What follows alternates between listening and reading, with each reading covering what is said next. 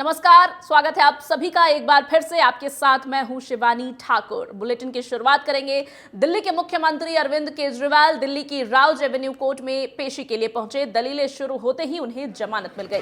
Court ने उन्हें व्यक्तिगत पेशी से छूट देते हुए 15,000 रुपए का निजी मुचलका भरने का निर्देश दिया। Additional chief metropolitan magistrate Divya Malhotra ने केजरीवाल के कोर्ट से जाने की परमिशन दे दी। इसके बाद उनके वकीलों ने दलीलें रखी, जिसमें उन्होंने ईडी की शिकायतों से जुड़े दस्तावेज की मांग की। कोर्ट ने ईडी को दस्तावेज देने का निर्देश दिया है। मामले की अगली सुनवाई 1 अप्रैल को होगी। अरे बिश्नोई जी हटो बीच में से। बिश्नोई जी हटो बीच में से। देखिए, कोर्ट ने आज सम्मन किया था सीएम साहब को, और सीएम साहब ने पिछली बार क्योंकि वीसी से अटेंड किया था, तो सीएम साहब को जब डायरेक्शन हुई थी तो सीएम साहब ने कहा था मैं फिजिकली अपीयर हूंगा। उसको फॉलो करते हुए आज सीएम साहब अपीयर हुए और बेल बॉन्ड अपने सबमिट किए, बेल ग्रांट हुई। और उसके बाद सीएम साहब, क्योंकि बाकी प्रोसीडिंग अभी चल रही हैं, तो सीएम साहब अपना कोर्ट के ऑर्डर को ओबे करते हुए कोर्ट में अपीयर होके अपनी उनको बेल बॉन्ड एक्सेप्ट करने के बाद सीएम साहब निकल गए।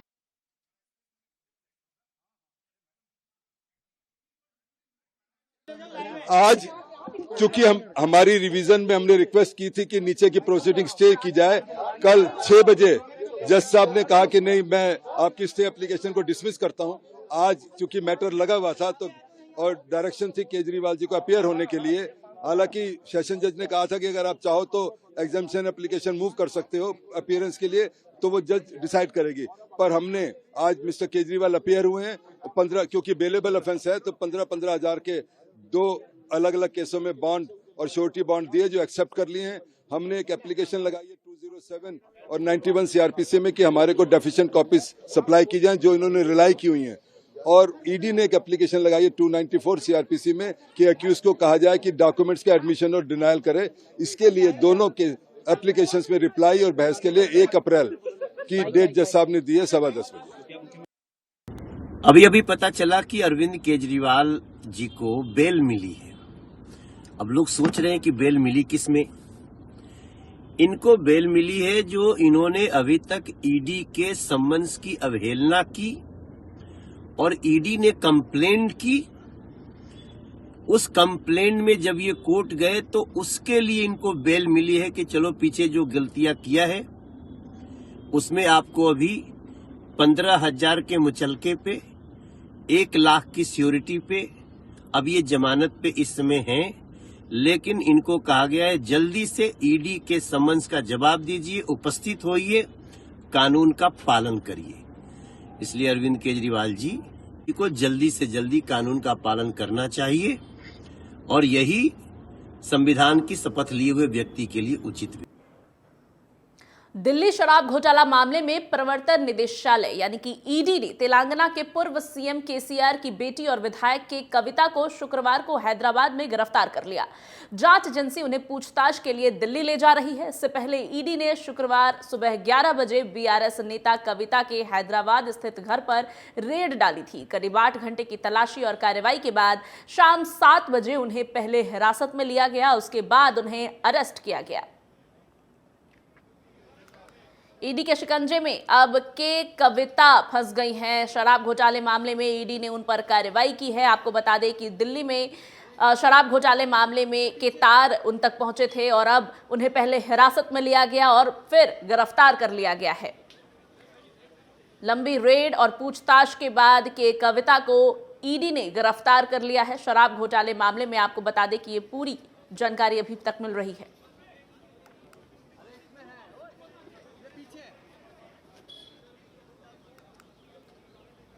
राजनीति का बड़ा चेहरा के कविता ईडी के शिकंजे में फंसती हुई दिख रही हैं। आपको बता दें कि शराब घोटाले मामले में ईडी की तार उनसे भी जुड़ी हुई मिली थी और ईडी के लगातार छापेमारी के बाद अब के कविता को गिरफ्तार कर लिया गया है। 8 घंटे तक उनके ठिकाने पर रेड डाली गई थी, जिसमें मिले सबूतों के आधार पर उन्हें पहले हिरासत में लिया गया और फिर उनकी गिरफ्तारी हुई है। शराब घोटाला मामले में आम आदमी पार्टी के 2 बड़े नेता पहले ही जेल के पीछे हैं। मुख्यमंत्री अरविंद केजरीवाल पर भी ईडी के शिकंजे लगातार कसते जा रहे हैं और इसके बाद अब के कविता का नाम भी इसमें शामिल हो गया है, जहां के कविता को पहले ईडी ने हिरासत में लिया और फिर उन्हें गिरफ्तार कर लिया गया है। आपको बता दें कि लगातार उनके ठिकानों पर छापेमारी की जा रही थी। बीते दिनों 8 घंटे तक चली लंबी रेड में उनके घर से जो सबूत मिले हैं और जो कुछ भी चीजें मिली हैं उसके आधार पर के कविता को पहले हिरासत में लिया गया और फिर गिरफ्तार किया। बड़ी जानकारी इस वक्त की आपको बता रहे हैं। तस्वीरें आप देख रहे हैं जहां ईडी की टीम के कविता को लेकर के जा रही है। के कविता राजनीति का बड़ा नाम है। साउथ में अगर बात करें तो काफी चर्चित नाम है राजनीति में, और शराब घोटाले मामले में इनके संलिप्त होने की चर्चा बीते कुछ महीनों से लगातार आ रही थी, जिस पर अब इनकी गिरफ्तारी के बाद मुहर लग गई है एक तरह से। के कविता को ईडी के द्वारा पहले हिरासत में लिया गया और फिर उनकी गिरफ्तारी की गई है। शराब घोटाला मामले में ईडी की तरफ से ये पूरी कार्रवाई की गई है।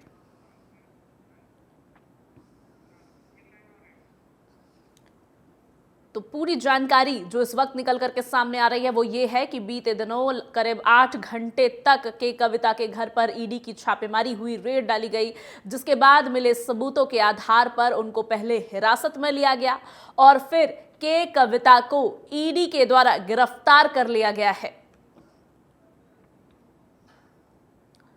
शराब घोटाले मामले में ईडी की कार्रवाई में के कविता ईडी के शिकंजे पर चढ़ती हुई नजर आ रही है, जहां ईडी का शिकंजा लगातार उन पर कसता हुआ दिख रहा है।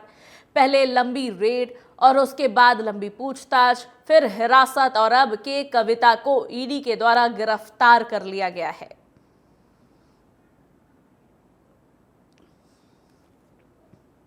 दिल्ली शराब घोटाले मामले के तार साउथ तक पहुंचते हुए दिखाई दे रही है, जहां के कविता जो राजनीति का बड़ा चेहरा है उन्हें भी ईडी की टीम ने गिरफ्तार कर लिया है। पूरी जानकारी के साथ हमारे संवाददाता पंकज वानखेड़े हमारे साथ जुड़ गए हैं। पंकज, पहले तो ये स्पष्ट करें कि ये पूरा मामला क्या है जिसको लेकर के ईडी का शिकंजा के कविता पर कसता जा रहा है।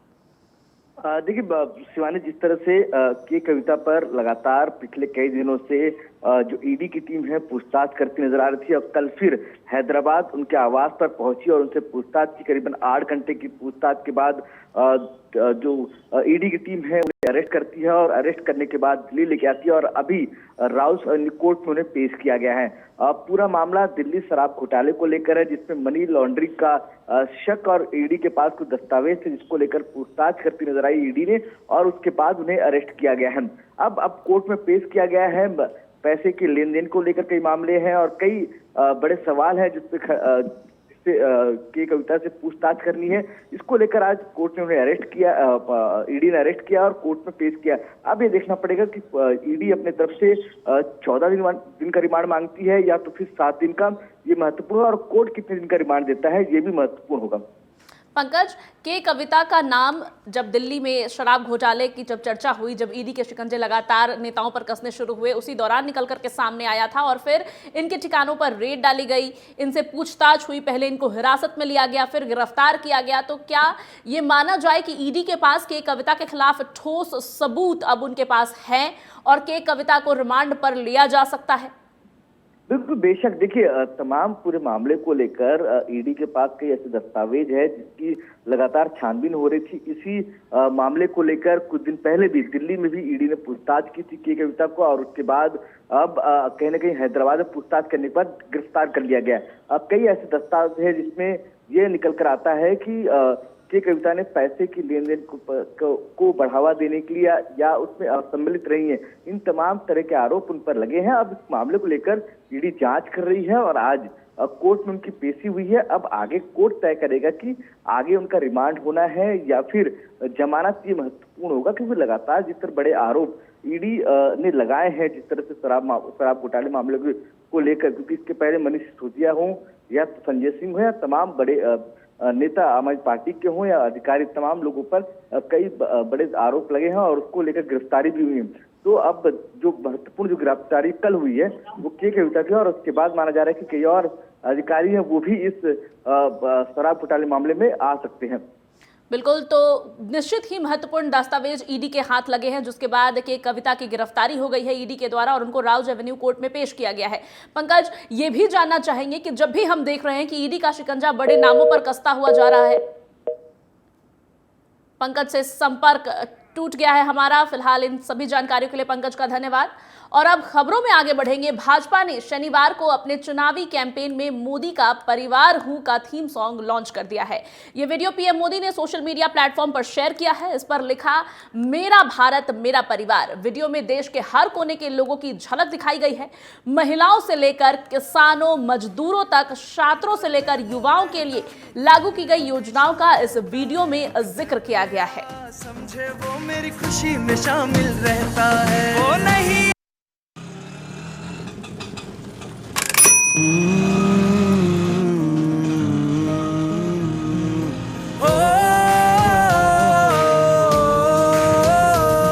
मेरे दिल के घर में वो रहता, मेरी फिक्र हमेशा करता है। दुख दर्द मेरा समझे वो मेरी खुशी में शामिल रहता है, वो नहीं अकेला खड़ा यहाँ, मैं उसका संसार हूँ।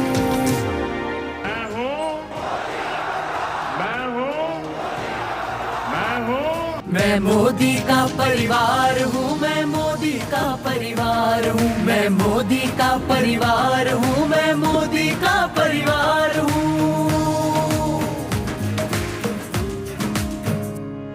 कांधे पे रख के हाथ मेरे मुझको वो समझाता है, वो देता हर पल साथ मेरा, मेरा हौसला बढ़ाता है। परवाह उसे है मेरी, मैं उसका पहरेदार हूँ। मैं मोदी का परिवार हूँ, मैं मोदी का परिवार हूँ, मैं मोदी का परिवार हूँ, मैं मोदी का परिवार हूँ।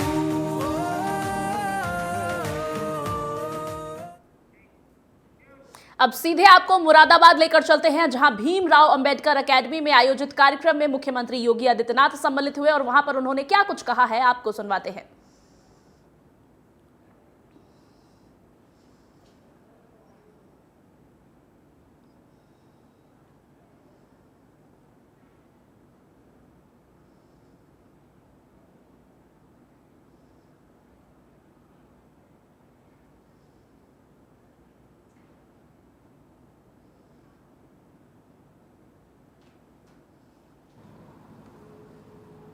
अपर पुलिस महानिदेशक श्री राजीव सबरवाल जी, आज के इस समारोह में विशिष्ट रूप से उपस्थित उत्तर प्रदेश विधान परिषद के माननीय सदस्य, भारतीय जनता पार्टी के प्रदेश के अध्यक्ष चौधरी भूपेंद्र सिंह जी, महापौर मुरादाबाद श्री विनोद अग्रवाल जी, जिला पंचायत अध्यक्ष डॉक्टर शेफाली सिंह जी, माननीय विधायक श्री तेज गुप्ता जी,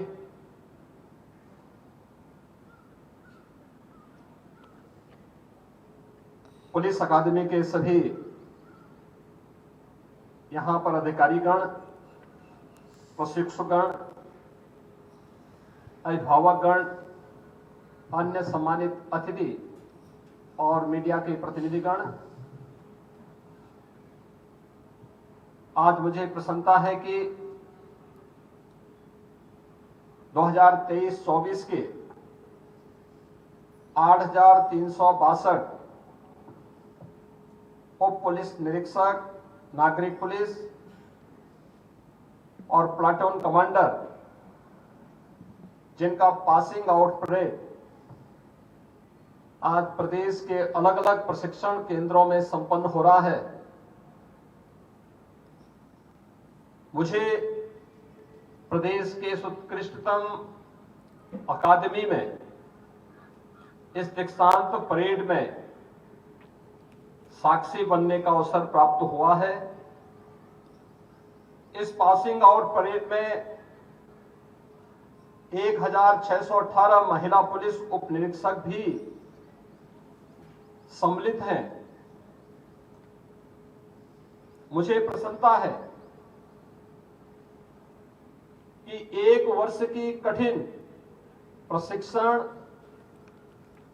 और पुलिस के व्यावसायिक दक्षता में सफलतापूर्वक आगे बढ़ने वाले 58,000 से अधिक पुलिस उप निरीक्षक और platoon commander Uttar Pradesh police बल को प्राप्त होंगे, जो प्रदेश की कानून व्यवस्था और सुरक्षा की स्थिति को और बेहतर बनाने में महत्वपूर्ण भूमिका का निर्वहन करने वाले हैं। मैं इन सब के लिए, जिन्होंने सफलतापूर्वक अपना प्रशिक्षण प्राप्त किया है, उन सभी प्रशिक्षुओं, उनके अभिभावकों को हृदय से बधाई देता हूं। जिन अधिकारियों ने इस प्रशिक्षण को कुशलतापूर्वक संपन्न करने के लिए यहां पर परिश्रम किया, अपने अनुभव का लाभ इन प्रशिक्षुओं को उपलब्ध करवाया है, उन सबको भी मैं हृदय से धन्यवाद देता हूं। हम सब जानते हैं, प्रशिक्षण वह समय है जिसमें एक प्रशिक्षु सक्रिय सेवा के समस्त मानदंडों और व्यवहारिक जीवन के उच्च आदर्शों के साथ साथ सैद्धांतिक एवं व्यवहारिक ज्ञान प्राप्त करता है। यहीं से एक जिम्मेदार लोक सेवक के दायित्वों का भली भांति निर्वहन करने के लिए वह स्वयं को योग्य बनाता है। और वर्दीधारी फोर्स के बारे में कहा जाता है कि जितना प्रशिक्षण में वह पसीना बहाएगा, उतना चुनौती के समय खून बहाने की नौबत नहीं आएगी। यानी प्रशिक्षण के दौरान आपने जितनी मेहनत, परिश्रम और लगन के साथ अपने आप को साबित किया होगा, वह आगामी 30-35 वर्षों तक निरंतर आपको इस सेवा के लिए योग्यतम साबित करता रहेगा। मुझे बताते हुए प्रसन्नता है कि विगत 7 वर्ष के दौरान हमने प्रदेश में पुलिस प्रशिक्षण की क्षमता को लगभग 3 गुना किया है। मुझे जानकर के प्रसन्नता हुई कि प्रशिक्षण के दौरान यहां पर न केवल कानून व्यवस्था, विधि और मानवाधिकारों के बारे में, बल्कि police regulation, cyber crime, forensic science इत्यादि से जुड़े हुए महत्वपूर्ण मुद्दों पर भी इन नए प्रशिक्षुओं को अवगत कराया गया, ताकि पुलिस बल की कार्यप्रणाली और वर्तमान की चुनौतियों का सामना करने और उस समस्या का समाधान करने में पुलिस को योग्य उप निरीक्षक प्राप्त हो सके। 1 जुलाई 2024 से 3 नए कानून लागू होने हैं।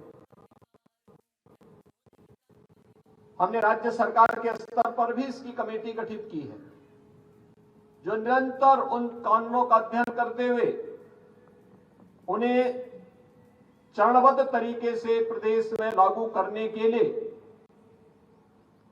शासन और प्रशासन के स्तर पर क्या कुछ किया जाना है, इस पर कार्य कर रही है।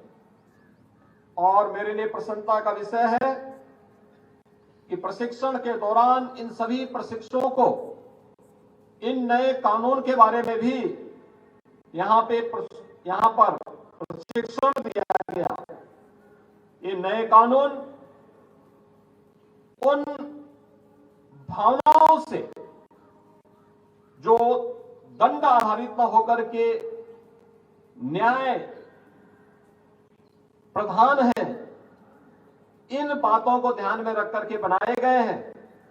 और ऐसे में जब हम बात बड़ी खबर का रुख करेंगे। लोकसभा चुनाव से पहले बीजेपी ने बगावत की खबर सामने आ रही है। पूर्व सांसद अजय प्रताप सिंह ने पार्टी से इस्तीफा दे दिया है। निर्दलीय चुनाव लड़ेंगे अजय प्रताप सिंह। जेपी नड्डा को अजय प्रताप सिंह ने इस्तीफा भेजा है। लोकसभा चुनाव से ठीक पहले बीजेपी में बगावत की खबर सामने आई है। बड़ी खबर इस वक्त की आपको बता रहे हैं, जहां अजय प्रताप ने निर्दलीय चुनाव लड़ने का फैसला लिया है। उन्होंने बीजेपी से इस्तीफा दे दिया है।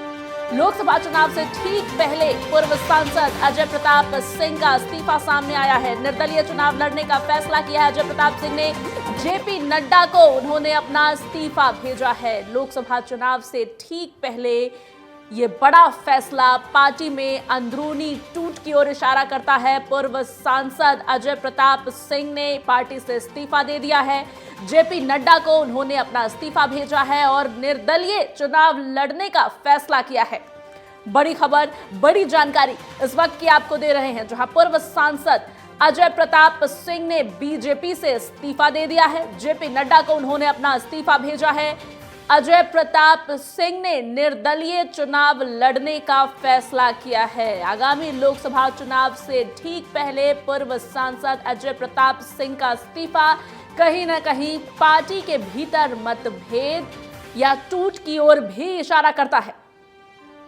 लोकसभा चुनाव को लेकर के बीजेपी ने एक तरफ जहां अपनी सारी तैयारियां तेज कर दी है, वहीं दल बदल की राजनीति भी शुरू हो गई है। हमने देखा कि कई नेताओं ने कांग्रेस का दामन छोड़ करके बीजेपी का हाथ थामा और वहीं बीजेपी में भी लगातार ऐसी खबरें आ रही थी।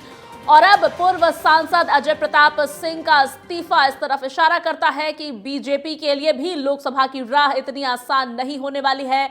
पूर्व सांसद अजय प्रताप सिंह ने जेपी नड्डा को अपना इस्तीफा भेजा है। उन्होंने निर्दलीय चुनाव लड़ने का फैसला किया है। बड़ी जानकारी इस वक्त की आपको दे रहे हैं, जहां लोकसभा चुनाव से ठीक पहले बीजेपी के बड़े नेता और पूर्व सांसद अजय प्रताप सिंह ने पार्टी से इस्तीफा दे दिया है। उन्होंने जेपी नड्डा को अपना त्याग पत्र भेजा है। निर्दलीय चुनाव लड़ने का फैसला किया है अजय प्रताप सिंह ने। पूरी जानकारी के साथ हमारे साथ नीरज श्रीवास्तव जुड़ गए हैं फोन लाइन पर। नीरज, बड़ी खबर है क्योंकि पूर्व राज्यसभा सांसद रह चुके हैं अजय प्रताप सिंह और लोकसभा चुनाव से ठीक पहले उन्होंने पार्टी से इस्तीफा देकर निर्दलीय चुनाव लड़ने का फैसला किया है। किस तरह से देखते हैं इस जानकारी को? देखिए, बिल्कुल जिस तरह से आज कहीं ना कहीं ये माना जा रहा है कि 3 बजे जो है चुनाव आयोग प्रेस कॉन्फ्रेंस करने वाला है और आज से चुनाव तारीखों का जो है ऐलान हो जाएगा और आदर्श आचार संहिता जो आज देश भर में लागू हो जाएगी। और उस बीच एक खबर निकलकर सामने आ रही है कि बीजेपी से जो राज्यसभा सांसद हैं अजय प्रताप सिंह, उन्होंने इस्तीफा दे दिया है क्योंकि वो सीधी से लोकसभा के टिकट की दावेदारी कर रहे थे और टिकट जो है राजेश मिश्रा को मिला है। और जिसको लेकर कहीं ना कहीं नाराजगी दिखाते हुए उन्होंने आज बीजेपी के जो राष्ट्रीय अध्यक्ष जेपी नड्डा हैं उनको इस्तीफा सौंप दिया है। हालांकि बीजेपी में बगावती तेवर कम देखने को मिल रहे हैं। उसका कारण ये है कि बीजेपी का जो संगठन है वो कहीं ना कहीं काफी मजबूत है और इस बार का जो चुनाव है पूरी तरह से प्रधानमंत्री नरेंद्र मोदी, राम मंदिर और राष्ट्रवाद के नाम पर होना है। तो कहीं ना कहीं जिस तरह से देखा जाए कांग्रेस में जो फूटन है वो कहीं बहुत ज्यादा जो है देखने को मिल रही है, क्योंकि रोज ही नए कांग्रेस के कार्यकर्ता, बड़े नेता बीजेपी का दामन थामते हुए नजर आ रहे हैं, विधायक, पूर्व विधायक, जनपद अध्यक्ष। लेकिन बीजेपी के लिए ये भी कहीं ना कहीं समस्या खड़ी कर सकता है कि एक बड़े नेता हैं अजय प्रताप सिंह सीधी के और उनका इस तरह से इस्तीफा देना। हालांकि वो निर्वाचित सांसद नहीं थे, राज्यसभा सांसद थे, लेकिन फिर भी उनके द्वारा इस्तीफा दे दिया गया है। जी नीरज, भले ही ये पार्टी में टूट की तरफ इशारा ना करता हो, लेकिन लोकसभा चुनाव से ठीक पहले, वो भी तब जब अब जल्द ही चुनाव की तारीखों का ऐलान किया जा सकता है, अब जल्द ही आचार संहिता भी लागू किया जा सकता है, उसके ठीक पहले बड़ा चेहरा, बड़ा नाम है अजय प्रताप सिंह बीजेपी में, उन्होंने इस तरह से इस्तीफा दे दिया है। तो क्या ये माना जाए कि बीजेपी के लिए भी लोकसभा की राह आसान नहीं होगी? क्योंकि देखिए नीरज, लोकसभा चुनाव से ठीक पहले जब एक बड़ा चेहरा पार्टी से इस्तीफा दे देता है तो ये पब्लिक में भी एक मानसिकता पैदा करता है। जी बिल्कुल, जाहिर सी बात है कि यदि कोई बड़ा नेता इस्तीफा देता है या फिर पार्टी छोड़ता है या फिर बगावत करता है तो जिसका सीधा सीधा अंतर पार्टी के वोट बैंक पर पड़ता है। और कहीं ना कहीं जिस तरह से जो बीजेपी की जो मंशा है कि वोट शेयर 51% से ज्यादा जो है लोकसभा सीटों में जो है हासिल करे, तो कहीं ना कहीं उस पर एक सीधा असर देखने को जरूर बीजेपी को इसका मिल सकता है। जी बहुत बहुत धन्यवाद नीरज आपका इन तमाम जानकारियों के लिए। तो बड़ी खबर इस वक्त निकल करके सामने आई, जहां बीजेपी के बड़े नेता और राज्यसभा सांसद अजय प्रताप सिंह ने पार्टी से इस्तीफा दे दिया है। जेपी नड्डा को उन्होंने अपना त्याग पत्र सौंप दिया है। इस बुलेटिन में फिलहाल मेरे साथ बस इतना ही। खबरों का सिलसिला आगे भी लगातार जारी है। आप देखते रहिए TV 27 न्यूज।